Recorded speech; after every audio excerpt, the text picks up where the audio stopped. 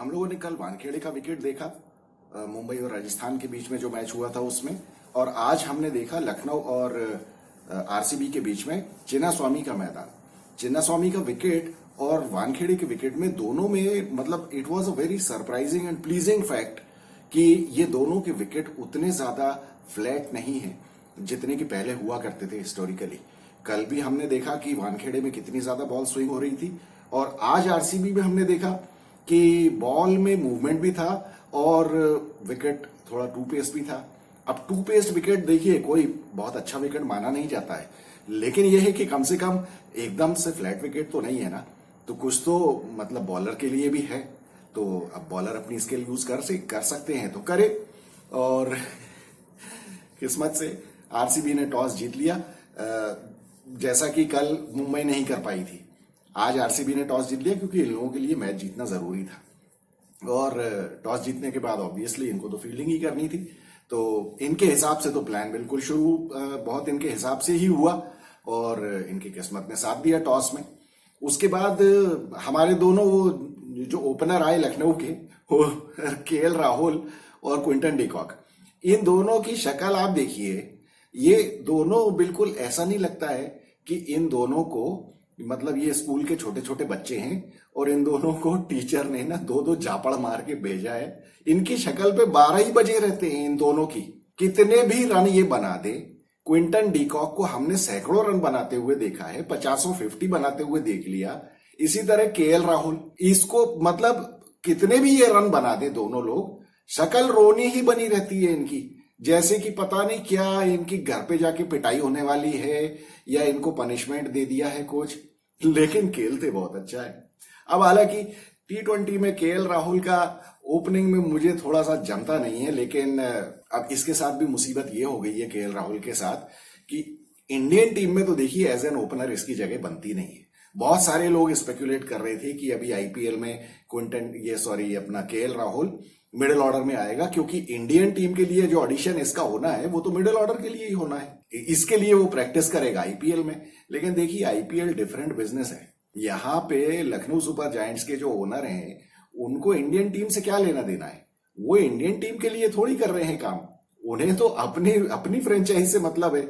तो सीधी सी बात है कि यहाँ पे केएल राहुल को वो क्यों अलाउ करेंगे कि तुम बीच में खेलो। ये बात देखिए सही भी है।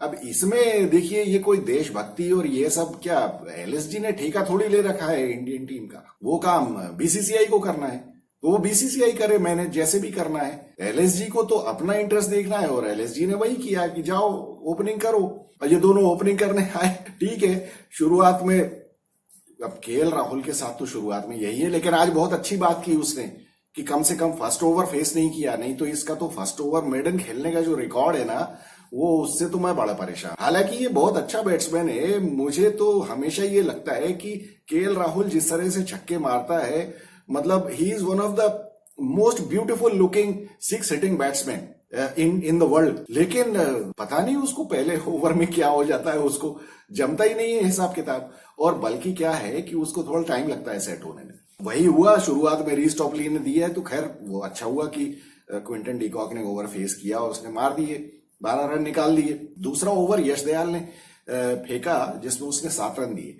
यश दयाल देखिए, यश दयाल मैं बहुत सीरियसली पिछले वीडियो में भी अपना कह चुका हूं जब ये आरसीबी का मैच हुआ था कि Yash Dayal needs to seriously work on his fitness.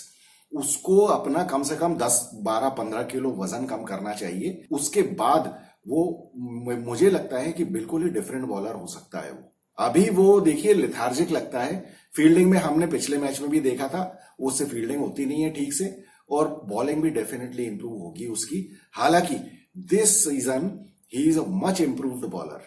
मतलब मुझे तो ऐसा लग रहा था कि पिछले साल जो वो रिंकू सिंह वाला डिबेकल उसके साथ हुआ था, उसके बाद से it was actually practically very difficult for him to come over that shock जो वो एक ओवर में 5 छक्के पड़े थे।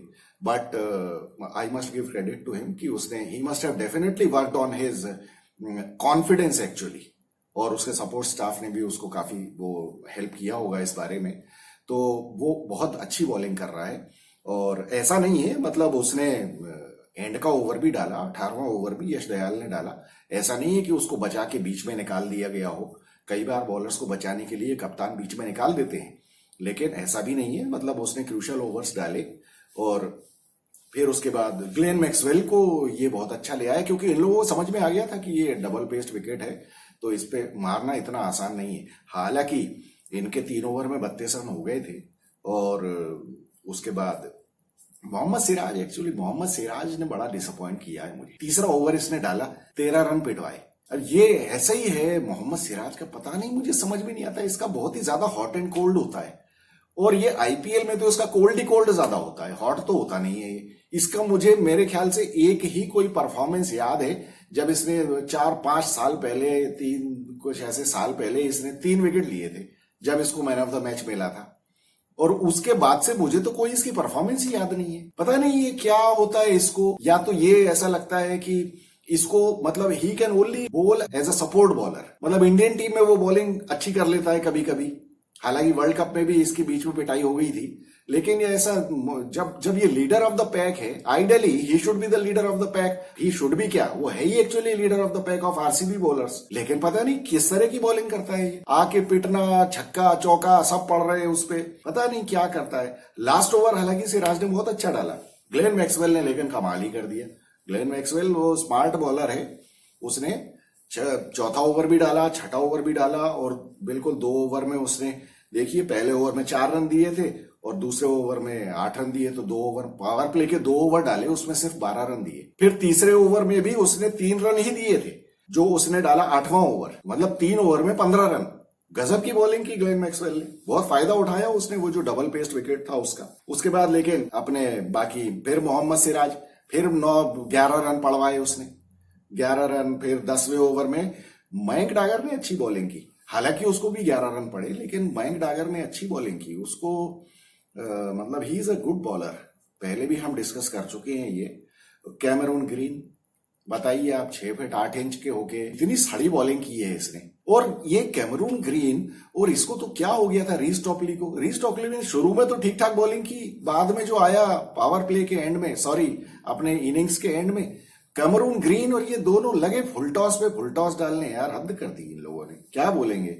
ग्लेन मैक्सवेल ने केएल राहुल को आउट कर दिया, केएल राहुल दुखी हो गया बेचारा, क्या करे। लेकिन बल्ला मुझे लगता है उसके हाथ में स्लिप हो गया है, घूम गया, क्या हुआ। फिर उसके बाद मोहम्मद सिराज ने इसको पडिक्कल को आउट कर दिया। पडिक्कल का खेल खत्म है। पडिक्कल के साथ मुझे ऐसा लगता है कि वो मतलब सिर्फ ओपन ही करना चाहता है।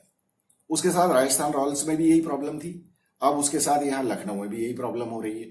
अगर मतलब पहले इसको ये उम्मीद रही होगी कि भाई केएल राहुल अगर मिडिल में खेलेगा तो मैं ओपन कर लूंगा, लेकिन ऐसा नहीं होता है भैया। इंडिया, आप क्या सोचते हो, देवदत्त पडिक्कल से ही अगर मैं पूछूं कि भैया आप क्या सोच रहे हो, इंडियन टीम में आप एज एन ओपनर जाओगे? नहीं ना। ओपनर्स की तो इतनी मारामारी है, इतनी भीड़ लगी हुई है इंडियन टीम के लिए कि देवदत्त पडिक्कल को समझना चाहिए कि वो किसी भी हालत में as an opener Indian team में नहीं आ सकता है, तो उसे अब अपने आप को किसी न किसी तरह मोल्ड करना पड़ेगा मिडिल ऑर्डर में खेलने के लिए। कुछ भी स्किल डेवलप करो, कुछ भी करो, स्पेशल कोचिंग करो, जो करना है करो, बट आपका फ्यूचर इंडियन टीम में एज एन ओपनर नहीं है, कोई स्कोप नहीं है। तो ये देवदत्त पडिक्कल को कोई समझाए कि भैया ऐसा नहीं होगा, अब आप देख लो अपना हिसाब किताब। बल्कि एलएसजी में तो आपको 1 डाउन पे भी खेलने को मिल रहा है, इंडियन टीम में तो 1 डाउन भी नहीं मिलेगा, इंडियन टीम में लगेगा 5वें पे नंबर। देवदत्त पडिक्कल को कौन समझाएगा यार इन लोगों को। ये इस लेवल पे पहुंच जाने के बाद इन लोगों को खुद समझ में नहीं आता है कि क्या कर रहे हैं। और अगर फिर ऐसा है तो आप कैसे भी करके, भाई देखिए मैं ये मानता हूं नंबर 3 की जो पोजीशन है वो it is as good as an opener. तो आपके पास जब भी, और ऐसा कुछ नहीं है यार, आपके पास 5वें 6ठे ओवर में आ गई थी ना बैटिंग, मारो ना फिर यार, क्या करे, कौन समझाएगा इन लोगों ने ये पूरन को बहुत ज्यादा डिले कर दिया। ये इतना पीछे, मतलब पूरन जैसा बैट्समैन इनको ऊपर भेजना चाहिए। हम तो पिछले मैच में ही कह रहे थे कि ये बहुत पीछे आया, आज तो और ही गजब ही हो गया बिल्कुल। कहां भेजा है इन लोगों ने उसको पीछे। वो तो किस्मत से उसका कैच छूट गया, वो अनुज रावत ने अगर कैच नहीं टपकाया होता, और अनुज रावत भी ऐसा है, अनुज रावत विकेट कीपर होके तुमने कैच टपकाया, बल्कि जज ही नहीं कर पाया वो। ये तो बहुत ही रिडिकुलस टाइप की फील्डिंग की है इसने, अनुज रावत ने। एक तो आप कॉल करके जा रहे हो फील्डर को हटा के, ऊपर से कैच टपका रहे हो, और इतनी मतलब हास्यास्पद बात है कि आपको वो फ्लाइट ही जज नहीं हुई। हालांकि मैं मानता हूं वो डिफिकल्ट होता है, हवा में नाइट में जब बॉल जाती है ऊपर, लेकिन फिर भी आप कीपर हो, इतने बड़े बड़े ग्लव्स लेके आपको किसी भी तरह पकड़ना है कैच यार, वो भी पूरन जैसे। अब किया ना उसने, कर दिया कबाड़ा, मार दिए बाल, बाद में 20 बॉलों में 40 रन ठोक दिए उसने, हिसाब किताब कर दिया, 181 रन बना दिया एलएसजी। आरसीबी ने निकलस पूरन का कैच छोड़ा है 2 रन पे, और उसका ये अपना क्विंटन डिकॉक का कैच छोड़ा था कुछ 20-25 रनों के ऊपर। अब बताइए, इन दोनों ने मिलके 70-80 रनों का डिफरेंस डाल दिया। अब ठीक है, मैं ये नहीं कहता कि अगर वो कैच पकड़ लेते तो ये 70-80 रन कम बनते, लेकिन कम से कम कुछ तो स्कोर कम होता। जो इन लोगों की जो हिटिंग कैपेबिलिटी है वो बाकी की तो नहीं है ना। बाकी मैं मानता हूं कि कोई ना कोई आखिरी में आके ठीक है लप्पे तो चलाता, सभी चलाते हैं, और बैटिंग उनकी फिर भी बाकी थी, कृणाल पांड्या बाकी था, लेकिन ये तो सीधा सीधा ये बिल्कुल ही आपको दिख रहा है ना। अब देखिए, आरसीबी को मेरे ख्याल से, मैंने पिछले बार के आईपीएल के बाद भी ये लिखा था कि ये लोग इतनी बेसिक मिस्टेक्स करते हैं। आप लोग चाहें तो मेरा वो टीम एनालिसिस का भी वीडियो देखें, जब ये ऑक्शन के बाद का मैंने वो एनालिसिस किया था इनका। ये इनको एक किताब लिखनी चाहिए एक्चुअली आरसीबी को, हारने के 100 तरीके। मतलब कोई सी भी सिचुएशन हो, कैसी भी हो, कुछ भी हो, ये लोग कहीं ना कहीं से हार ही जाते हैं। खैर आज एलएसजी में सबसे बड़ा तो डिफरेंशिएटर जो था वो था मयंक यादव। मयंक यादव के सामने मतलब जो इनके आरसीबी के रजिस्टर्ड टुल्ले हैं, ये अपना ग्लेन मैक्सवेल और कैमरून ग्रीन, जिनके ऊपर इन्होंने 30 करोड़ रुपए खर्च किए हैं, तो उनकी तो अच्छी खासी पोल खुली। और ये तो मैं पहले भी कह रहा था कि ये तो टुल्ले हैं, इनकी तो हालत खराब होगी। वो तो मैं कल भी, आपने अगर मेरा कल का वीडियो देखा हो तो जब मैं इनके मैच का प्रीव्यू कर रहा था, मैंने कहा था मैक्सवेल के तो लगेगी मुंह पे बॉल, मुंह पे तो नहीं लगी लेकिन मुंह पे लगते लगते बच गई। लेकिन आप ये देखिए, इन लोगों का ईगो तो देखिए जरा। मैक्सवेल वो क्या शॉट मार रहा है मयंक यादव की बॉल पे, उसको शर्म नहीं आई ये शॉट खेलते हुए? देखे जरा रिप्ले देखे अपना। अरे भैया मैक्सवेल, तुम इस लायक नहीं हो कि तुम 150 की बॉल पे ऐसा शॉट मार सको। तुम वही वो लल्लू पंजू टाइप के बॉलर जो है ना अफगानिस्तान के, उनको ही मार सकते हो तुम। मतलब हद कर दी यार, किस तरह का शॉट मारा ये। एग्जैक्टली उसने वैसा ही शॉट मारा जैसा ये पंजाब वाले 3-3 विकेट अपना देके गए थे मयंक यादव को। मतलब बॉसगिरी दिखाने की कोशिश कर रहे हैं। अरे भैया, वो 150 के ऊपर बॉल फेंक रहा है यार। तुम्हारा जब तक तुम्हारी सांस ऊपर की ऊपर नीचे की नीचे होगी तब तक तो बॉल आके निकल जाती है। वो कैमरून ग्रीन से पूछो, उसको हवा नहीं लगी और कब बॉल निकल गई, डंडा उड़ गया, और वो डंडा उड़ाने के बाद भी बॉल बाउंड्री के बाहर चली गई। अरे ये है, मतलब ये इतना मजा आता है मुझे। एक तो भैया भगवान ने तुमको हमारे ऊपर तो अनफेयर एडवांटेज दे रखा है। 6 फीट 8 इंच की हाइट दे के रखी भगवान ने, ऊपर से इतना लंबा चौड़ा शरीर कि जब बेचारे वो 130-135 की स्पीड वाले बॉलर आते हैं फिर तो तुम्हारी चांदी हो जाती है। आज हो गया हिसाब बराबर। कैमरून ग्रीन का जिस तरह से डंडा उड़ा है ना, ये ऑस्ट्रेलियन इस तरह से जब आउट होते हैं ना तो मुझे बड़ी खुशी होती है। फिर भी ये देखिए आप, आरसीबी ने आ बैल मुझे मार, अच्छा खासा कैमरून ग्रीन वहां था मुंबई में, उसको बुला के ले आए और 4 मैच हो गए और नील बटे सन्नाटा परफॉर्मेंस करके दिया है इसने। ये बॉलिंग में तो बहुत बड़ा मतलब गड्ढा है ये कैमरून ग्रीन। और ऊपर से मतलब आप देखिए कि वो मुंबई इंडियंस, ये जो ट्रेड हुआ है इन लोगों का, मुंबई इंडियंस का और आरसीबी का कैमरून ग्रीन के रूप में, उससे दोनों ही टीमों का कबाड़ा हो गया। वो टुल्ला वहां पे थोड़ा बहुत ठीक से खेल रहा था तो ले दे के मुंबई का भी सत्यानाश पिट गया और आरसीबी का भी हो। दूसरी बात ये है, अब आप ये देखिए कि इनका कोच कौन लेके आई ये लोग, एंडी फ्लावर, जो वर्ल्ड का बेस्ट कोच है। मतलब मैं तो उसको रेट करता हूं, वर्ल्ड का बेस्ट कोच ही मानता हूं मैं उसको। और क्या हालत हो गई उसकी, शक्ल देखने लायक है उसकी। वो भी सोच रहा होगा कि धरती फट जाए और मैं समा जाऊं उसमें, क्योंकि उसे सबसे ज्यादा अपनी इज्जत की चिंता होगी। अब एक बात तय है, आरसीबी की कोचिंग जो भी करे उसको मतलब अपना रेजिग्नेशन या मेरे ख्याल से रिटायरमेंट का लेटर उसको जेब में ही रख के आना चाहिए, और या फिर यह है कि उसको नकाब पहन के आना चाहिए कि उसको कोई पहचान ही ना पाए, क्योंकि ये तो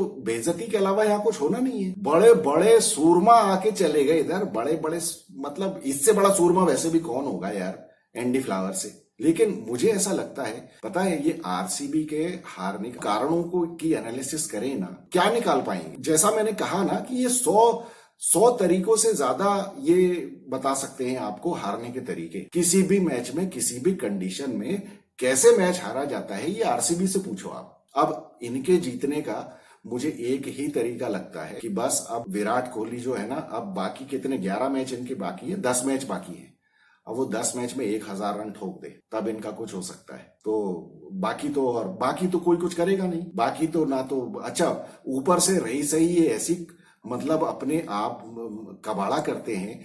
आज इन्होंने विजय कुमार विचक को क्यों नहीं बॉलर को खिलाया होगा उसको, वो उसने पिछले साल भी अच्छी बॉलिंग की थी, उसने पिछले मैच में भी अच्छी बॉलिंग की थी। अब मुझे नहीं पता कि वो अनफिट है या क्या है क्या नहीं है, लेकिन इम्पैक्ट सब में तो दिख रहा था वो टीम में। जब इम्पैक्ट सब में दिख रहा था तो तुमने उसको बॉलिंग क्यों नहीं करवाई। मैं मानता हूं कि चलो कैमरून ग्रीन टुल्ले पे तुम्हें इतना भरोसा था कि वो रन सेंचुरी बना देगा, इसलिए तुमने भले उसने 2 ओवर में 25 रन ठुकवाए फिर भी तुमने उसको निकाला नहीं। लेकिन तुम मयंक डागर से जब तुमने 2 ओवर में 25 रन उसने दिए थे, तुम उसको सब्स्टिट्यूट कर सकते थे, क्योंकि तुम्हें पता था कि मयंक डागर की पिटाई हो गई है, अब तो मयंक डागर को 2 ओवर दोगे नहीं, तो तब उसको निकाल के ही ले लेते, कुछ भी करते यार। मतलब हद ही कर दी यार इन्होंने। क्या क्या प्लानिंग है इन लोगों की। वो एंडी फ्लावर भी सड़ गया है बाहर बैठ के, उसके दिमाग की भी 12 बज गई है, उसको सोचना चाहिए ना ये। लेकिन ये पता नहीं इन्होंने क्या किया। बैटिंग शुरू हुई, बैटिंग हालांकि इन्होंने ठीक ठाक की, पहले ओवर में 3 रन, दूसरे में 13, 4 ओवर में इनके 36 रन थे जब विराट कोहली ने पीट पाड़ दिया। लेकिन एक चीज मैं कहूंगा, ये लखनऊ वालों ने जो वो सिद्धार्थ से ओपन करवाया ना, वो सिद्धार्थ मुझे बहुत अच्छा लगता है बॉलर। वो बेचारा बच्चा बहुत ही बढ़िया बॉलिंग करता है, मतलब उसका आप ये देखिए जिगर कितना बड़ा है उसका। विराट कोहली और फाफ डुप्लेसी जैसे को पावर प्ले में बॉलिंग करना नई बॉल के साथ, अरे बाप रे गजब की बात है। मतलब इट इज हाईली कमेंडेबल, बहुत ही बढ़िया। भले वो बेचारा उसके चेहरे से थोड़ी नर्वसनेस नजर आ रही थी, पिछले मैच में भी आ रही थी, लेकिन उसके बावजूद भी उसकी बॉलिंग में ऐसा नहीं था। पहले ओवर में वो पिट भी गया, पहले में तो नहीं मतलब तीसरे में पिट गया वो, लेकिन उसके बावजूद उसने जो 5वां ओवर डाला है वो तो गजब है। और मैं ये कहूंगा कि इसमें तो क्रेडिट हमें राहुल को भी देना चाहिए कि मतलब तीसरे ओवर में जब सिद्धार्थ ने 12 रन दे दिए थे उसके बावजूद उसने 5वां ओवर करवाया, बहुत बड़ी बात है। और विराट कोहली ने वहां पॉइंट मिस कर दिया। अब क्या कह सकते हैं, ठीक है वो तो अपनी तरफ से मतलब शॉट तो ठीक ही लगा रहा था, अब हो गया आउट तो हो गया, अब क्या कर सकते हैं।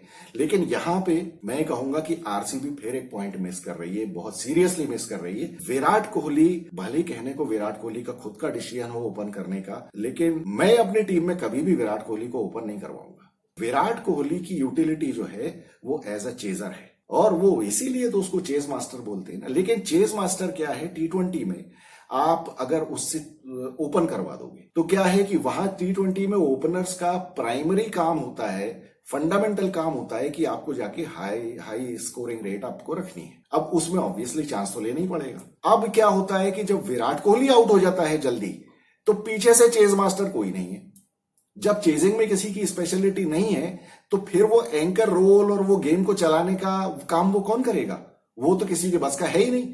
फिर तो पीछे आके सारे टुल्ले ही टुल्ले हैं, मैक्सवेल हो गया, कैमरून ग्रीन हो गया, रजत पाटीदार को तो अभी समझ में ही नहीं आ रहा है कि हो क्या रहा है। तो रजत पाटीदार अभी टीम में एस्टेब्लिश नहीं है, फिर क्या होगा, फिर कौन करेगा। तो ये रोल डेफिनेशन गलत है आरसीबी में। विराट कोहली से ओपन नहीं करवाना चाहिए।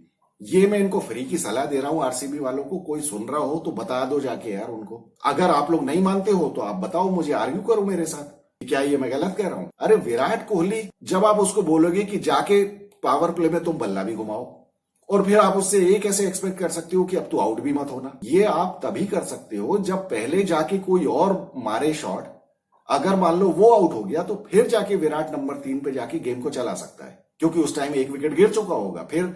और विराट की जो गेम सेंस है चेस करने में, वो तो इनकंपेरेबल है ना। आज तक कोई इसके बराबर भी नहीं पहुंच पाया है। उसको जो गेम की समझ है कि मुझे कैसे चलाना है गेम, वो वहां पे आपने उसको धर्म संकट में डाल दिया।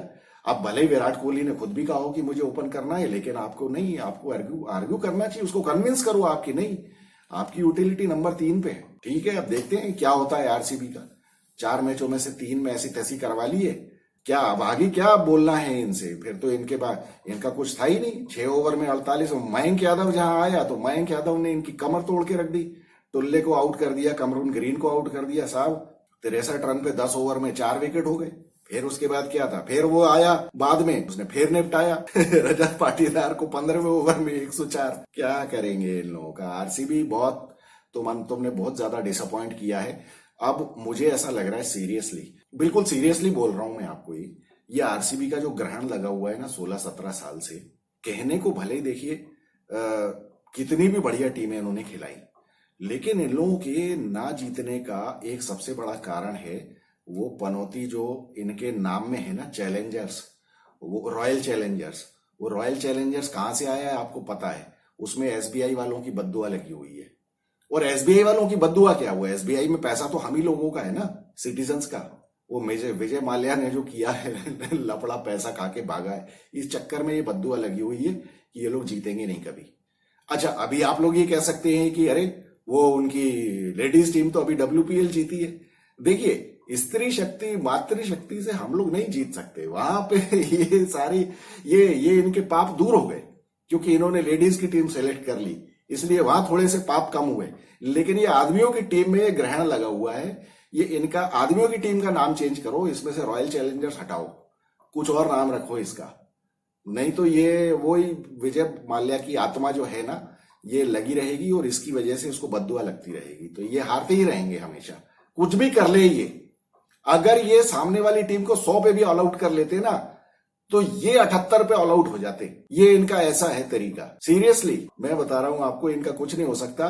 बर्बाद हो गए अब आज तो वो 40-50 रन से हार जाते। इस 182 के स्कोर में ये लोग 40 रन से हारे जा रहे थे। वो तो आखिरी में सिराज ने 2 छक्के मार दिए तो बच गए, ये जरा सी इनकी इज्जत बच गई कि 27 रन, फिर भी इनके अच्छे खासे डेंट लगाए।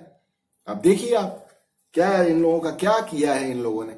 ना तो बैटिंग में कुछ किया है, ना बॉलिंग में तो पहले ही कुछ नहीं कर पाए थे, अच्छी खासी ठुकाई हुई इनकी बुरी तरह से। बैटिंग में सिवाय एक महिपाल लोमरोर, अब वो महिपाल लोमरोर वो है जिसको देखिए पिछले साल भी मैं कह रहा था कि भैया इसको खिलाओ, तब भी इन्होंने 1-2-3 मैच ही खिलाए, उसके बावजूद भी कुछ नहीं किया। और इस बार भी उन्होंने इसको शुरू में नहीं खिलाया। अब लेकिन शायद मेरे ख्याल से इनकी आंखें खुल जाएं।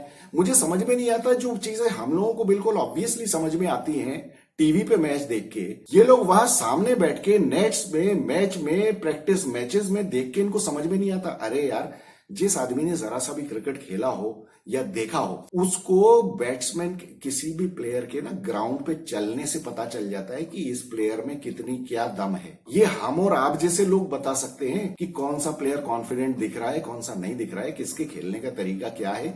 एक फॉरवर्ड डिफेंस करने से पता चलता है कि यार इस बैट्समैन को कुछ आता भी है कि नहीं। ये लोग सामने सुबह शाम नेट प्रैक्टिस करवाते हैं, इनको समझ में नहीं आ रहा कि महिपाल लोमरोर की क्या कैपेबिलिटी है। फिर किस बात के तुम हजारों करोड़ की तुम टीमें बना के बैठे हुए हो? क्यों, इसके तो लॉटरी खेल लो ना यार। मुझे समझ में नहीं आता ये आरसीबी का मैनेजमेंट। तुम ये सब बंद करो, बेच दो ये अपनी टीम और जाके लॉटरी खेलो, क्योंकि वही कर रहे हो तुम। हर बार तुम ऑक्शन में जाते हो, लॉटरी की तरह प्लेयर्स खरीदते हो, फिर इधर आके देखते हो अरे यार मेरा तो नंबर लगा ही नहीं। पागलों की तरह पूरी जनता हंस रही है तुम्हारे ऊपर। हद है यार, जब खुद को ही शर्म नहीं आए तो फिर आदमी कोई क्या कर सकता है। मतलब हम क्या बोलूं मैं इसके आगे यार। वहां तो जो सिद्धार्थ ने बहुत बढ़िया बॉलिंग की, कृणाल पांड्या ने खैर आज ज्यादा नहीं की। कृणाल पांड्या को करवाना चाहिए था, हालांकि उसका मौका ही नहीं आया। उसके पहले ही तो कमर तोड़ ताड़ के फेंक दी इन लोगों ने। नवीन उलख ने भी अच्छी बॉलिंग की, मयंक यादव ने तो गजब ही कर दिया। 14 रन दे के 4 ओवर में 3 विकेट, वही ये तो बहुत जबरदस्त सेंसेशनल बॉलर बन गया। और भगवान से प्रार्थना है मेरी कि भैया इसको फिट बनाए रखना, ऐसा नहीं हो इसकी कोई मसल वसल पुल हो जाए, कुछ हो जाए तो। क्योंकि ये तो सिर्फ एलएसजी के लिए नहीं, ये तो इंडिया के लिए बहुत अच्छा प्रॉस्पेक्ट हो सकता है। अब तो बीसीसीआई को इसको अपने विंग्स पे ले लेना चाहिए कुछ भी करके, कि अब इसको प्रोटेक्ट करो, ही इज अ ट्रेजर, वो उसको बचाना बहुत जरूरी है। बाकी तो अब यश ठाकुर जैसे लोग हैं, अभी इस उम्र में तोंद निकल आई इनकी, क्या बॉलिंग करेंगे यार। 4 ओवर में 38 रन, और इसके कितने 4-5 करोड़ रुपए दे के खरीद के लेके आए हैं ये यश ठाकुर और वो यश दयाल, वो दोनों ही एक जैसे ही मोटे मोटे दिखते हैं मुझे। यश दयाल ने तो फिर भी कुछ थोड़ी बहुत अच्छी बॉलिंग की। चलिए हो गया मैच, ये तो इनका पॉइंट्स टेबल देखते हैं अपन, पॉइंट्स टेबल में क्या हुआ। अब आज के बाद देखिए राजस्थान रॉयल्स और वो 4 टीमें जो टॉप की थी वो तो टॉप पे ही है।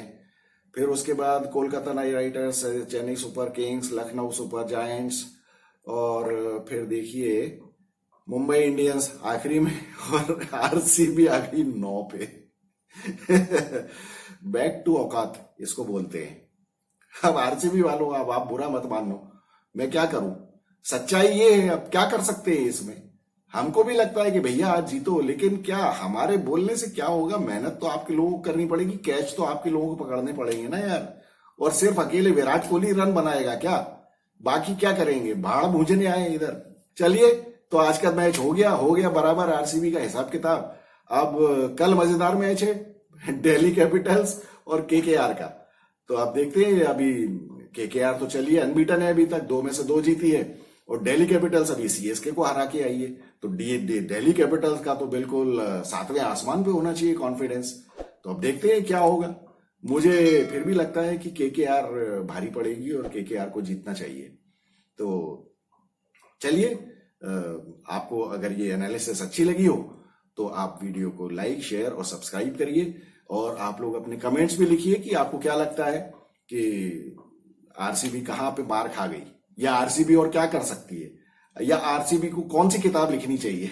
यही बता दीजिए आप लोग। तो चलिए, मिलेंगे कल के मैच के बाद। I am Vikas Saxena, the biased analyst. Thank you so much.